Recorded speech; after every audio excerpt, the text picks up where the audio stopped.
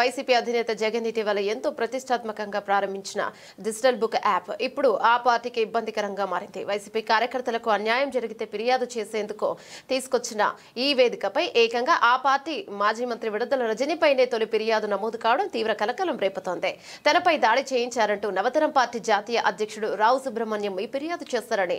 ఇక వివరాల్లోకి వెళితే 2022లో పల్నాడు జిల్లా చిలకలూరుపేటలోని తన ఇల్లు, పార్టీ కార్యాలయం, కారుపై అప్పటి మంత్రి విడుదల రజనీ దాడి చేయించారని రావు సుబ్రహ్మణ్యం ఆరోపించారు. ఈ ఘటనపై చర్యలు తీసుకుని తనకు న్యాయం చేయాలని కోరుతూ ఆయన నేరుగా వైసీపీ డిజిటల్ బుక్ యాప్ ద్వారా జగన్ కు ఫిర్యాదు చేశారు. అనంతరం యాప్ లో ఫిర్యాదు నమోదు కాగానే వచ్చిన కంప్లైంట్ టికెట్ ను ఆయన మీడియాకు ప్రదర్శించారు. ఈ సందర్భంగా సుబ్రహ్మణ్యం మాట్లాడుతూ మాజీ మంత్రి రజనీపై చర్యలు తీసుకుని మాకు న్యాయం చేయాలని జగన్ ని కోరాను.